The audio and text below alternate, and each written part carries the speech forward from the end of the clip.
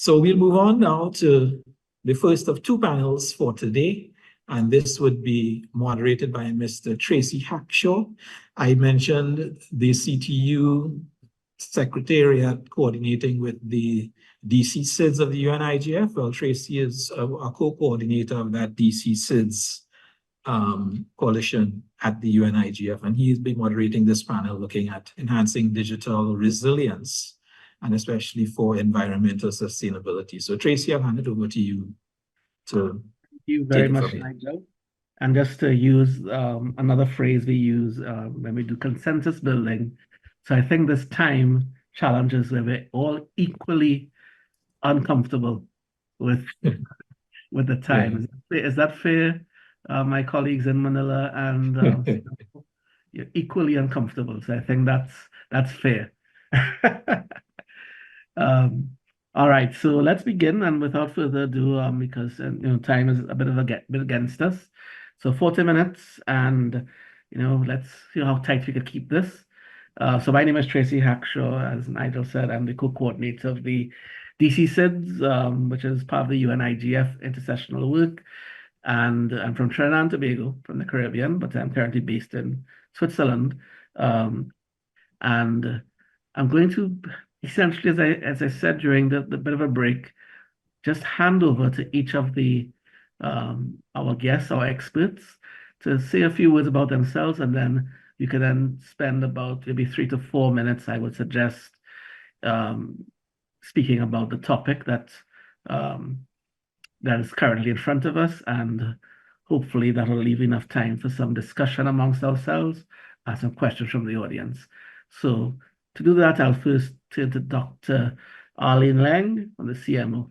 Dr. Laing, please proceed. Thank you very much. I'd like to say a big thank you to CTU for inviting me to participate in this panel. I'm from the Caribbean Meteorological Organization. We coordinate activities in weather, water, and climate across 16 English-speaking member states. So that's my perspective being presented here. The Weather and Climate Enterprise really provides a lot of information for the public good in terms of observations, exchange of observations internationally, numerical and climate prediction. And this is all governed by a WMO unified data policy. And the global information is then taken by the national Met services or hydromet services and targeted to the local conditions in terms of warnings, advisories, and products. But all of these things, including the delivery of weather information to ensure effective decision-making, requires reliable, secure, robust ICT systems. An example of this is shown here in a people-centered multi-hazard early warning system, where it's really important to have governance and institutional arrangements.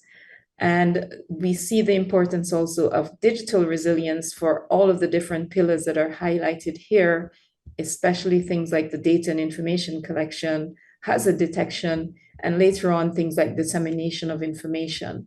We are looking here at the links with Target D of the Sendai framework, which aims to reduce disaster risk reduction through better critical infrastructure, and that includes weather and climate infrastructure. First, I will go through my presentation quickly, focusing on the different elements that you saw at the beginning. The importance of resilience of the observation network.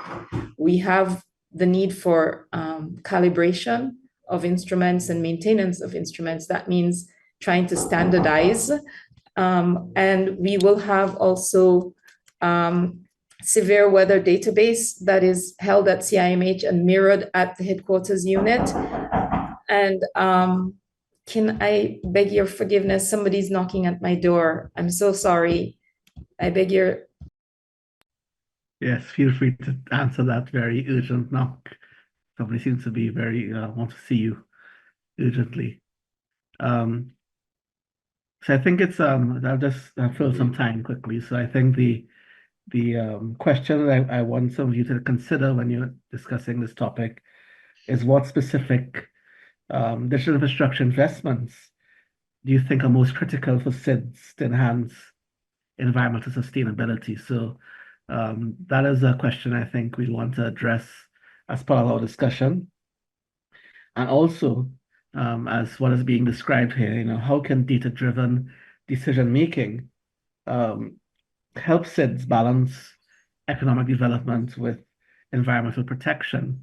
So the whole issue of the digital decision making needs to be looked at. And I see Dr. Laing is back, so that's filling some time. I beg your pardon. Someone came from the lodging and was knocking on the door. So I had to go because they were pounding on the door, and I did not want that to be part of the discussion. I do ask your forgiveness and forbearance here. So I will pick up very quickly here to mention that part of what we try to do to ensure resilience of the observation networks is ensuring that they're mirrored sites for what are critical facilities, climate data and weather data. I'll move down to the next slide quickly. We also ensure that there's observation resilience by doing what the WMO calls a basic observation network, and that is being financed through a systematic observation financing facility to ensure that we're not just focusing on projects that are short-lived, but that there's a sustainability of the basic network for the public good. And there's there's also testing of the quality and timeliness of the data. And this is a snapshot of yesterday afternoon showing that everything was green except for one station in Montserrat. And the other way we're assuring this resilience is all through our operational radar working group. And we have through that group done things like ensured lessons learned for data archiving, retrieval, dissemination, and so on. One of the challenges that we're facing because of the growth in international mobile telecommunication is the degradation in the ability to use the Earth observation network from the satellite perspective because of the encroachment on the frequencies that the Earth is emitting at. And that's also being encroached on by other kinds of technology. One of the most critical areas that we're concerned about is sea surface temperature. And because we are tiny islands with vast ocean and tropical cyclones are born over the ocean where the temperature is above 26 Celsius. So we need to always be able to see the ocean, and we can only do that from satellite. We are addressing this through things like this training workshop that we held in February with the cooperation of the CTU. Thank you very much. And we brought together regulators, Met Services, universities, civil defense, and other stakeholders. We now exchange our data through the internet, through satellite, through the system called the Global Telecommunications System. And this is 24-hour international data exchange to safeguard lives and property, governed again by this unified data policy. But we also have to be very careful of attacks. And we recently had within the Caribbean last year, one of our radar systems was hacked, and it took a couple of months for that to come back online. So there needs to be robust ICT security measures, not only for meteorology, but the systems are also used for things like tsunami because they're 24-hour operations. We're transitioning to a new thing called the WMO information system. And here we're also pioneering this idea of this global broker, global cache, where the data consumer can go out and seek the information. And we have, with the support of the WMO, a node for the Caribbean since October. In terms of the numerical weather prediction, we have this large, strange looking creature in the depiction, but it really is showing how we go from observations to assimilating the data, getting information to specialized users and having them give us feedback to ensure that we're providing what they need as part of the processing and prediction system. And at the local level, the global information is then taken down and targeted to what is needed by national stakeholders. And here we're really ensuring that we're talking about a nationalized institutional mechanism. And the example shown here is from Turks and Caicos, where the Met Service and the Disaster Office together co-developed, co-produced, co-designed, and then delivered the information. The delivery of information is really important here to note that the Common Alerting Protocol is what has been agreed to by the WMO and others. And here there's an alignment with the mobile cell broadcast, and that is key for public alerting, which has also the potential for geographic targeting, so we don't false alarm too many people and lose trust in our systems. And I show another example of a slow onset event, which is the AgroMet kind of monthly bulletins that are given out as well. And I'll show one final example. This is the climate services and related applications. And this is being led by the CIMH on behalf of the CMO. And this is targeting specific climate sensitive areas of health, water, agriculture, and involves lots of ICT products. So I'll end with this slide showing that all of these things are interconnected: the hydromet services, the environmental sustainability, and digital resilience, because of the desire to have environmental sustainability requiring high quality data that is built on secure and robust ICT. But there's also the consideration that the ICT also needs to be informed by weather and climate intelligence so that they're aware of the impacts of different kinds of hazards on ICT system integrity. Thank you so much for your patience with me, and I do apologize for having to take that break. That's okay, Dr. Laing. Thank you so much for that very enlightening presentation. I was actually quite impressed at the amount of technology that the CMO uses. It's something that I think not many of us are aware of, that the meteorological organizations around the world, especially, I guess in this case, a CMO, uses a lot of technology and especially a lot of data to generate these models, and really appreciate you sharing that with us. Thank you so much, Dr. Laing. I think we'll move straight on now to Mr. Mohabeer from the Indian Ocean Commission Secretariat. Mr. Mohabeer is, I believe, based in Mauritius, if I'm not mistaken. So one of, I think, our first participant from the Indian Ocean today. So over to you, Mr. Mohabeer. Welcome. Thank you very much. So my presentation on the specific theme, which is leveraging digital solution for environmental sustainability, there are two key messages I'm trying to send. First is that there is what I believe is the main prerequisite on which we should work, all the SIDS. And then some examples of the application. And because I don't have much time, sorry, excuse me, I will go very quickly on each of them. This is just a map of the world now. It has changed a lot. From what you see here, there were cables laid from one point to other from the different countries. It has changed now to a sort of a interconnected world web everywhere. It's not something that is new. We all know this. But then what is very important is that the digital has entered in our lives, whether it is economic, social, environmental, anything you do, private sector, public sector, NGOs, whatever you do. And we're talking not of information which we'll get eventually. We are talking about practical information that we should get, and we are thinking and trying to work on seconds. When we are saying now, it's really now. Lots of information to transmit, lots of processing to be done. And the future, you've been working on that, everyone. Now, there are some things on which we SIDS have to work on, is how we can get the link to the rest of the world, but not the SID, the country, but the end user. And it was very well put by the predecessor from WMO about why everyone should be able to get access to this information. I won't get into the details of the very important factors which are very key for the SIDS for internet penetration and digitalization.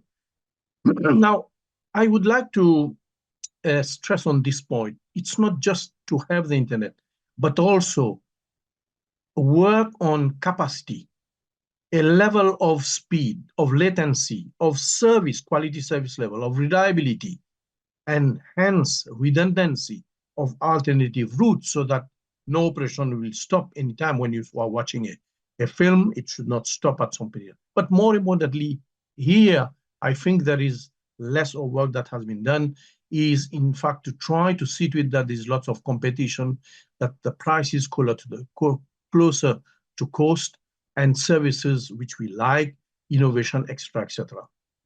Now, I would like to give one example on which we worked at in our region. What we saw is that practically the same operator was providing a broadband internet connectivity. And there are some principles on which we worked, which are mentioned here. Again, I won't go in each of them, but very important to be working on the democratization of access to international broadband. If SIDS do not focus on these principles at each SIDS level, then whatever we can talk at international level, we won't go far. And this is what we did. We started in 2014. We did quite a number of processes, feasibility studies, all sorts of work, business plans, the finance, etc. And eventually we got, operators from the region to come and respond to our call. We signed an SPV together with them, and then we ensured that these principles that I mentioned earlier are respected and in the SPV, and then we got 6 operators to agree, and then we went into the establishment of a Metis cable, and that cable is operated now in an open access principle. It has got investments from the operators themselves. No one is a dominant operator, etc., etc. And these are just some pictures of the laying of the cable that was done. These are the precise pictures, and these are the work to link the cable to the landing stations. And in 2020, we got the links to be operationalized. And if you look at this map, you can see that in blue, Mauritius, Réunion, Madagascar, etc. We went to South Africa, where you have the whole highway, international highway, and then the SIDS, the small islands, and the small economies were connected to the international broad highway. Now, some examples of applications. SIDS have large, vast economic exclusive zones, and all of the SIDS are working towards sustainable development, but on blue economy. But they also are suffering from many challenges, like traffic of drugs, arms, human trafficking, etc., etc. Now, we have developed an architecture for maritime security, and these are the green area is where we jointly coordinate operations at sea. In other words, we pool, assets from the countries, but then we, in fact, in the middle 26 north and 76 east to 20 east and 37 south, this is an area where we try to monitor the movement of all the vessels in that area. And then in the green dotted lines, we try to see to it that there are operations at sea. So in other words, if there is a vessel which is doing some IU fishing in one country, and they just leave the one country, go in another one, we can just go and check them, and in another country, we can stop them. Now, why I'm just showing that is because if the national centers and the regional centers do not work together, and that they're not connected, and the whole system is not digitalized, it won't work. So it is even in that area of ensuring that the SIDS are able to ensure a full surveillance and control of their vast maritime zones, which I believe very few SIDS are able to do, if not none of them. And these are the resources that are, in the vast EEZs of the SIDS. Now, what we see is that the maritime incidents are increasing with time, but these are just, I believe, just the tip of the iceberg. And for example, just an application, we can see the movement of the vessels. And hence, if we can see the movement of the vessel, then we can avoid, catastrophes that happen, for example, like Wakashu. Like another one, for example, on wildlife smuggling, we know where they're operating. And when we see particular vessels going here and there, we analyze their movements, and we can, identify them. And we can see also where they're going. one last example and then I'll end here, is, for example, you get an area, this is called the Saya-de-Malha area, which is a joint continental shelf owned by, the EZ shared by Mauritius and Seychelles. There are very special creatures like pygmy blue whales breed. The water is not deep, but the banks are very nutritious. And it is, it is supporting the world's largest seagrass meadow. Apparently, it absorbs even more CO2 than the Amazon forest. There are studies that are shown, and that these are very critical feeding grounds for. Now, what we did is that for a few months, we just monitored the vessels' activities there. And what we found is that there are these 14 different types of contraventions that vessels do, which in fact shows us, these contraventions are contraventions that are regulations not being observed by vessels, IMO regulations not being observed by vessels, and each of them, are subject to, an inspection by countries. Now, we found just in a few months, we found around at least 70 vessels like this. What I'm trying to say is that with digitalization and the internet, with all this enable us to, see how SIDS can better manage and control all the actions in the EEZs. I just went maybe too quickly because of the limitations of time, but I wanted to again summarize on 2 points. First, there is a prerequisite, and the prerequisite is that there should be some conditions and some principles within which ICT and IT are operating at national level in the SIDS. And secondly, there are several examples of what we could do, and I think that the SIDS should be focusing also on how they can use digitalization and internet and broadband connectivity to collectively, control and do a good surveillance of their very large economic exclusion zone. I thank you for your attention. Thank you very much, Mr. Mohabeer, and that is a very fascinating presentation. I was not even aware of the potential challenges that are faced in that part of the world by these, threat actors, these physical threat actors, and utilizing technology to map and to monitor these challenges is something that I'm wondering if other regions do the same, because this clearly is another aspect of environmental sustainability and resilience that we need to look into very carefully, especially as you mentioned. I heard you mention that that particular area within the Indian Ocean that absorbs more CO2 than the Amazon rainforest, which I was not even aware of. And thank you so much for sharing that with us and giving us that level of detail. Thank you very much, Mr. Mohabeer. I will now move on to my colleague from PNG in the house, Mr. Russel Woruba, my colleague from the GAC and the ICANN setting. And Russel, please introduce yourself and go ahead and to give your 3 to 4 minute presentation. Thank you. Sure. Thank you very much, Tracy. Thank you, Nigel, and all our good team at the CTU, and for the amazing job you guys are doing, and for organizing our SIDS IGF virtual meeting, and to all my esteemed colleagues. My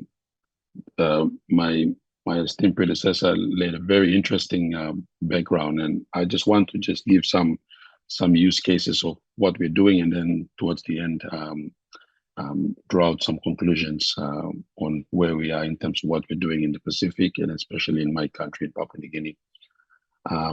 My apologies, I don't have a presentation. I'm in Singapore at the moment, and I woke up on the wrong side of the bed this morning, so it's right. But I just want to just say that I'm currently here with my esteemed Permanent Secretary from Trinidad and Tobago. We are attending a forum on small states, and many of the points that have been raised here are sort of very similar. And I think there's a lot of synergy here, which we can draw from. And I just want to share a few of those learnings that I've heard here and the sort of applications we have done and what we're thinking of doing back home. One of the things that I found very interesting was that although we may not have, population-wise, the big numbers like China or India, we as small states have more votes in the UN. If we have good relationships and good frameworks of governance around those cutting areas, like open data flows, cross-border data flows, if we have standards and frameworks by which ICT and digital sort of exist, we can leverage that and get across a lot more in terms of our national and regional development.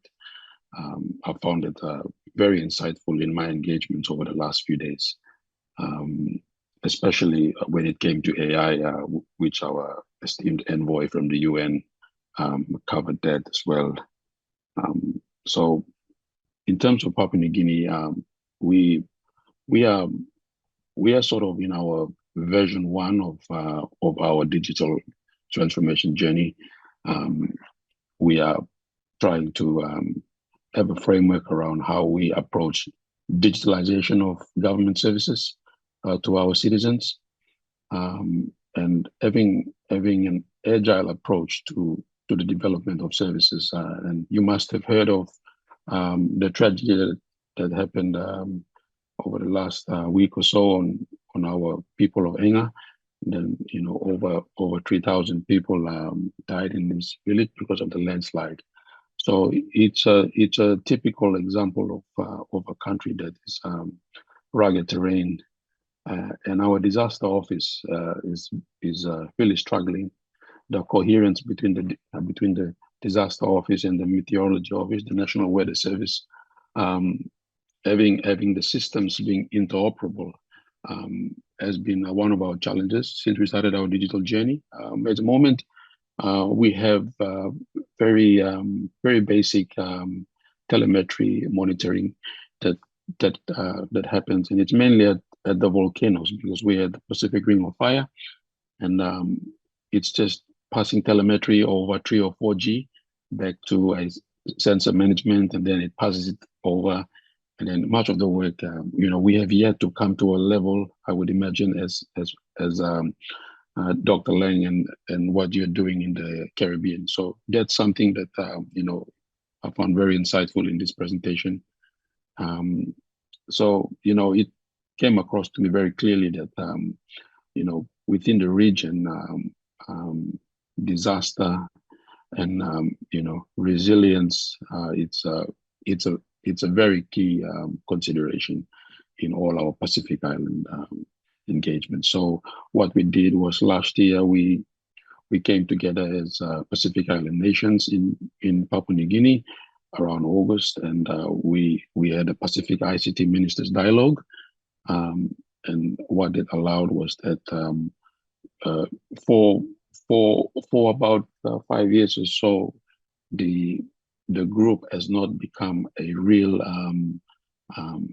it's been a bit dormant, if I can put it, because in the Pacific, we have the Pacific Island Forum countries, and then we have the Secretariat manages that, and then we have, it has to be a working group of the leaders meeting. So ICT was missing out, and we didn't get good coordination across the region. So we are aiming for that.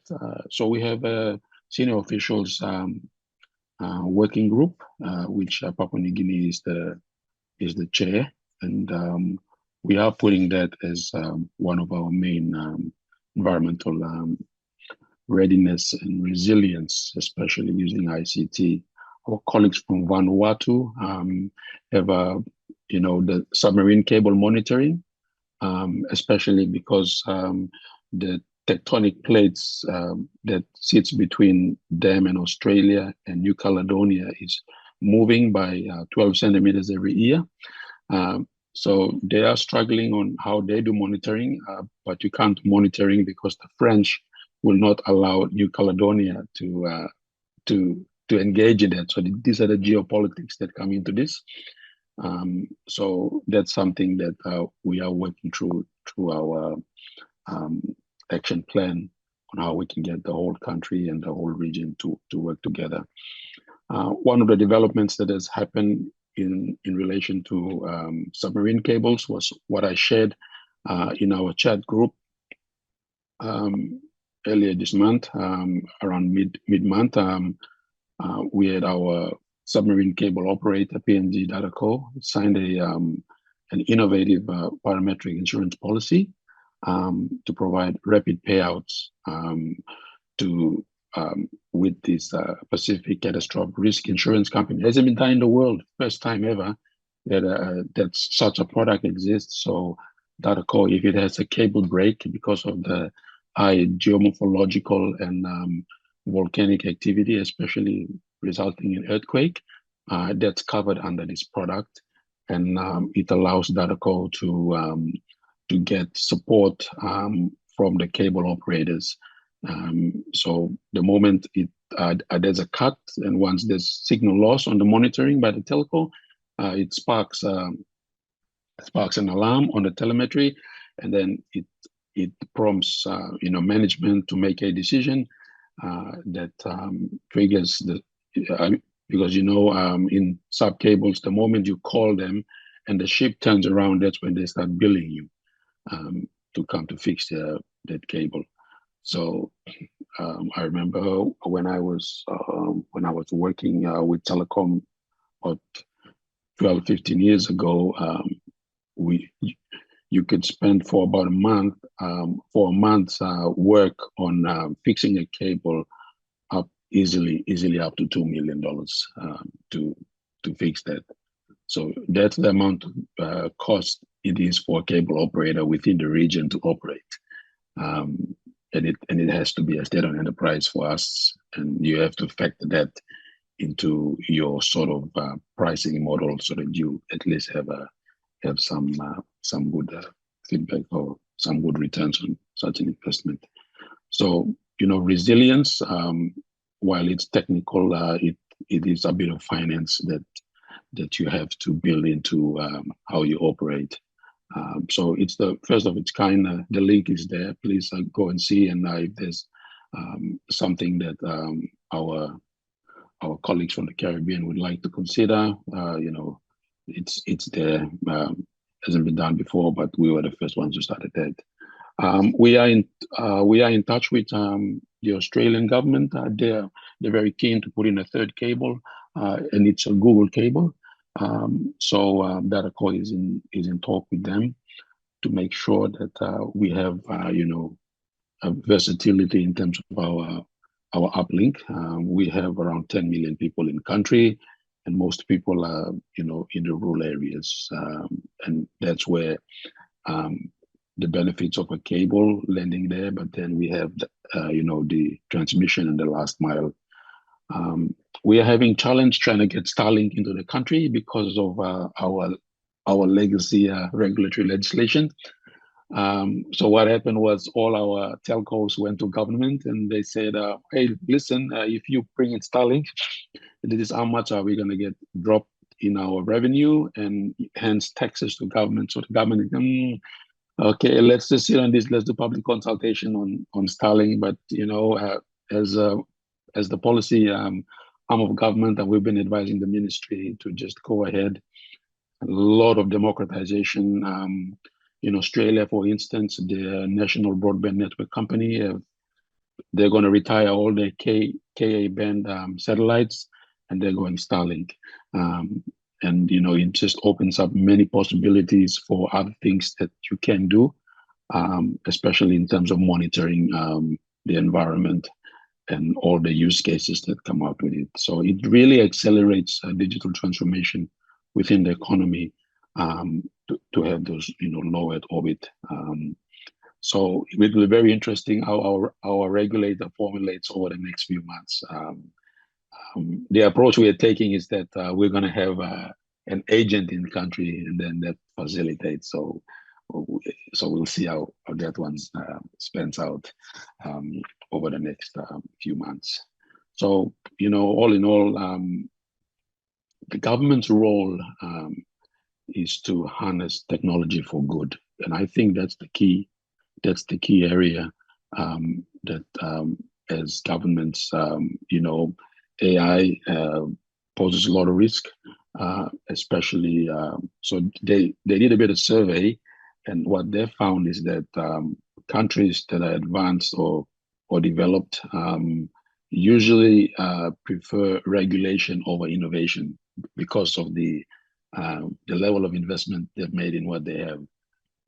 But small states like us, we want the innovation, and of course you need overarching policies and frameworks that guide, and that's the sort of main takeaway over the last few days for us.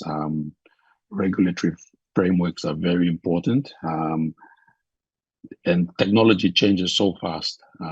So for large capital investment, you can do it, but it's the overlay technologies that you need good, solid frameworks around those. I think in terms of cross-border data flows, it's become very important. It allows finances. When you pay with your credit card, your data flows across different jurisdictions. You need to ensure that there are solid frameworks. So my point earlier was that a country like India, India has just overtaken to be the largest in the population in the world now. So they can negotiate with Google, they can negotiate with Microsoft because they have the volume. But that doesn't work for small states like us because we don't have the volume to bring in country so that you can localize data as one means of data sovereignty when you're dealing with personal data. So these issues are so real. But what we as small nations can do is that together we can go to the UN and have vote on certain frameworks, certain areas which we can come together and vote on, and we have the numbers. India only has one vote, with due respect to India or China for that matter. So this is some ways which we as a small island development state can be smarter in how we approach bigger forums on how we put our concerns forward.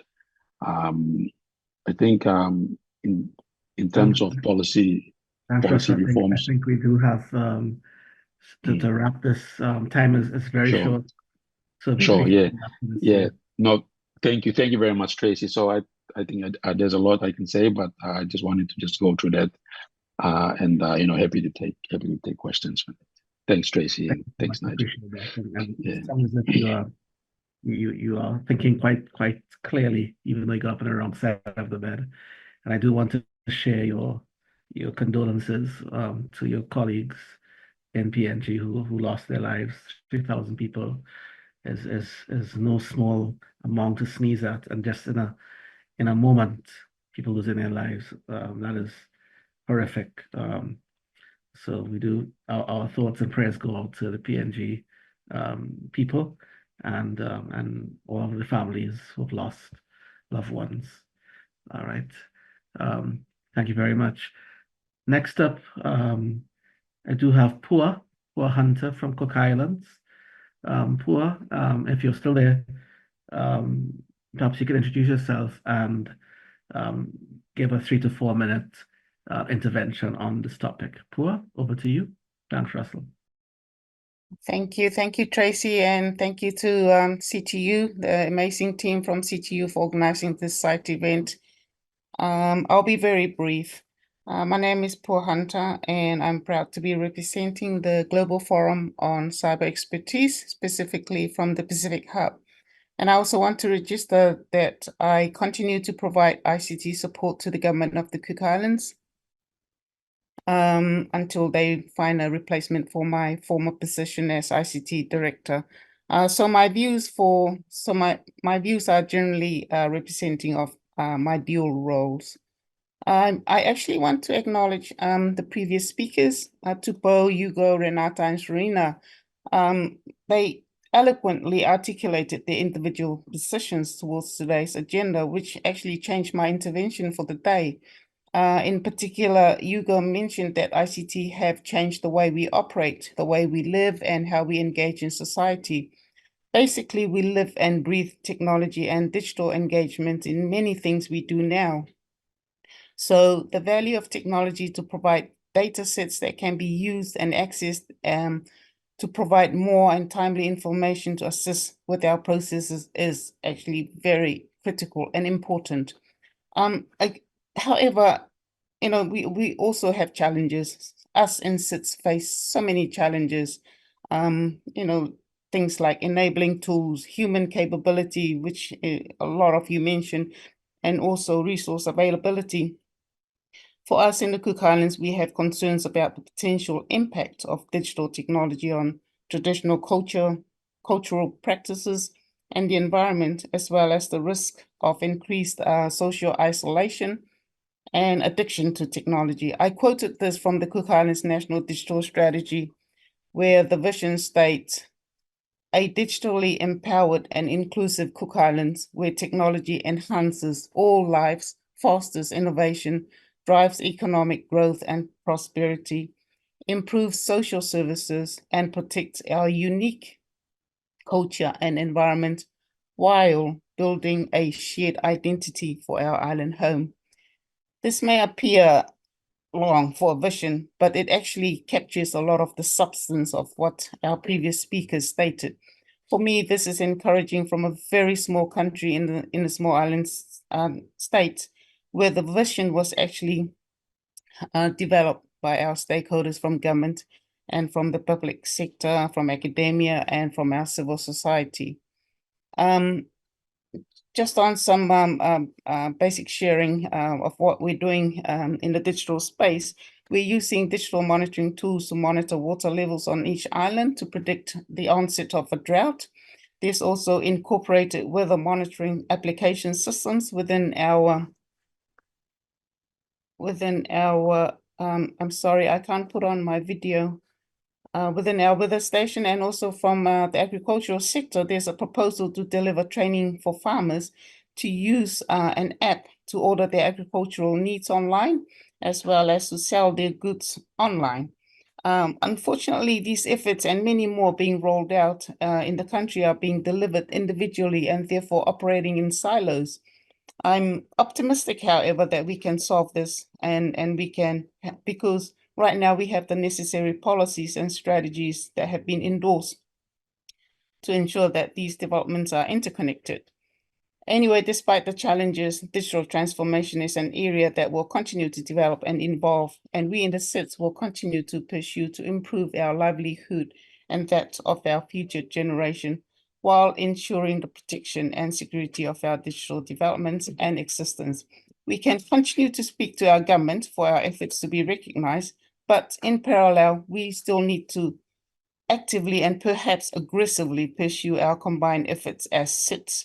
Finally, and equally important, it is we need to be active, in our active commitment and coordination to address all levels of security of our data and information, as well as our communities. Thank you so much.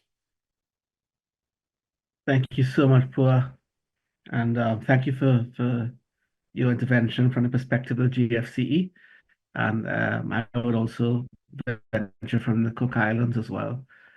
And yeah, I think that your observations are spot on in terms of resilience and environmental sustainability and what we can do as SIDS to treat with the issue and the challenges that we face.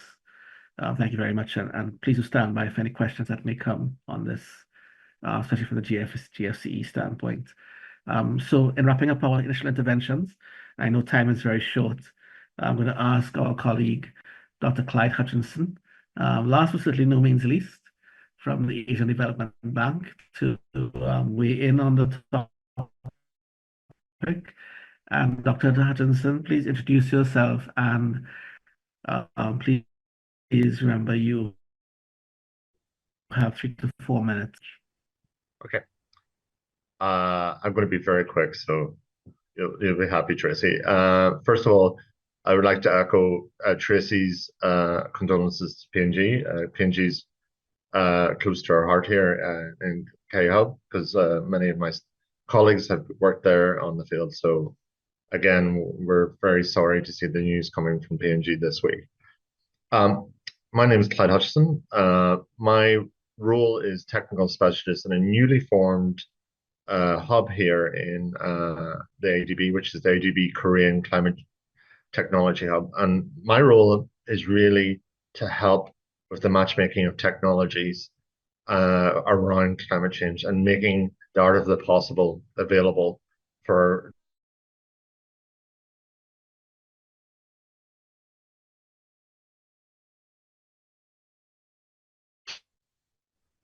today, because a lot of the topics which were covered were the things which we are looking really to promote and really focus on how do we use ICT for better decision making.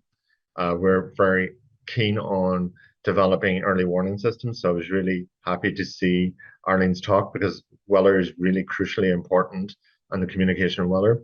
We're also looking at improving traffic and the communication with traffic, because across the Asian Pacific, someone dies on the road every 72 seconds. So if we can use ICT to improve connectivity, but also helping to make roads across the region safer is better. Also, we see ICT as an opportunity for better planning through digital twins, because now we're at a stage where a lot of the technology which previously were inaccessible for many small nations is now accessible and able to be implementable. So one of the things which we're very keen to promote is that there's a lot of things which can be implementable easily, but it does require having the skills and the talent available in the local regions. And I think finally, I was happy to see Russel mention parametric insurance. We feel parametric insurance is something which is really crucial in the region, but also there's opportunities within ICT. We're seeing the emergence of blue and also carbon bonds as a way of potentially financing projects. But obviously this will require measurement, reporting and verification tools which are going to be essential. We're using satellite technologies to be able to measure both carbon and blue carbon as we're looking to the future. So I'm here to help anybody who wants to discuss projects or would like to be matchmade with technology. We're here to help, and also help explain various options which are available for immediate implementation within the member states. So thank you very much. Thank you very much, Dr. Hutchinson, and thank you as well for being very brief. Thank you for that intervention, because we do have a question already. Maybe I can ask, I'm not sure if Mr. Rowe can open his mic. Can you open your mic? I'm not sure if that's possible. If not, I will read out your question. I'm going to pause, see if you can open your mic. I don't think so, because I don't think you may have the ability to do so. I doubt. So I'm going to ask the question on your behalf. It's actually in the chat. He'd asked in the Q&A box as well. I did say the panelists may not be equipped to answer this particular question, because it's somewhat related, but it's not on the same topic.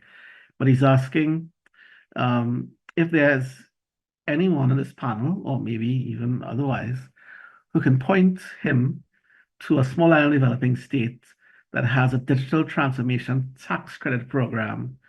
I should say a successful program. Maybe that's the correct way to phrase it. He'd like to have a look at a successful model legislation for such a program. And if so, can you point him in the right direction? So a digital transformation tax credit program. And again, I know this may not be up everyone's alley in the panel, but if anyone does know, please feel free to say now. Russel, thank you. Yeah, thank you. Thank you for the question.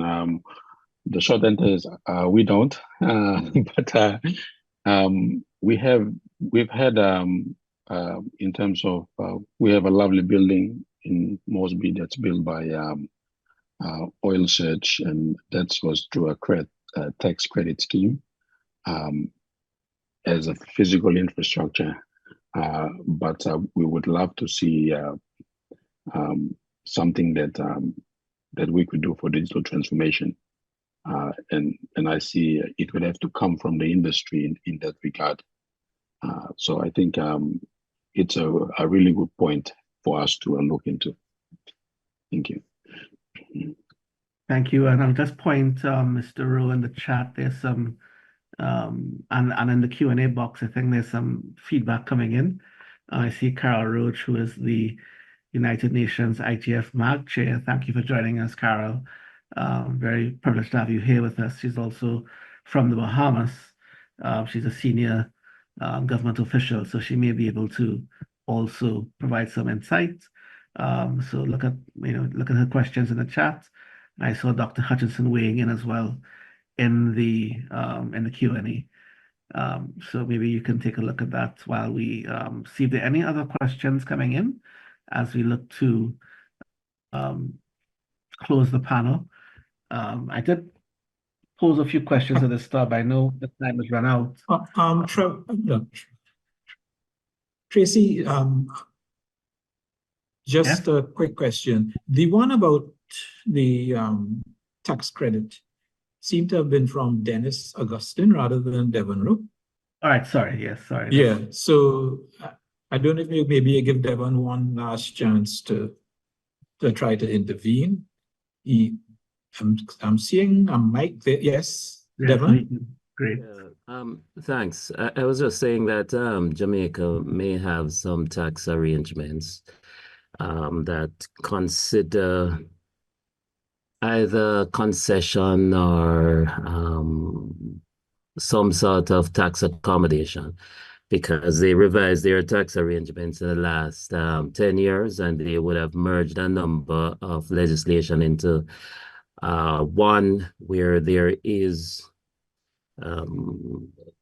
some sort of fiscal arrangements to support new initiatives. So that could be something that could be looked at. I'm not quite sure because I left there many years ago, but I knew at the time there was a revision to the tax arrangements to seek to accommodate new types of investments. So I'll stop here, and thank you very much for the opportunity to say a very brief word. And thanks to all the presenters as well for their wonderful presentations. Thank you very much, Devon Rowe, for your intervention as well. I noticed there's some action in the chat. Dr. Hutchinson is also weighing in on as well. Are there any further questions on this topic? As I said, time unfortunately has run out on us. I don't want it to extend it any further and infiltrate the other panels. But just one last call for any further interventions. No more hands at present. All right. So with that, I'd like to thank all of the panelists and presenters who have come to us today and lent their expertise. And please feel free to review the recording of this session for the very, very enlightening information that was presented. And I'm certain that your presentations, where there were slides, will also be shared by the CTU, who will actually post it up on their event page in very short order. So I know some people will ask for the slides, especially of the Mr. Mohabeer and Dr. Laing. We'd love to see if you can share that and people can have a look at that in their leisure, on their time. Maybe pose some questions to you as well. So with that, Nigel, I'll toss back to you. Thank you very much all. And very excellent panel and very excellent information shared. Thank you.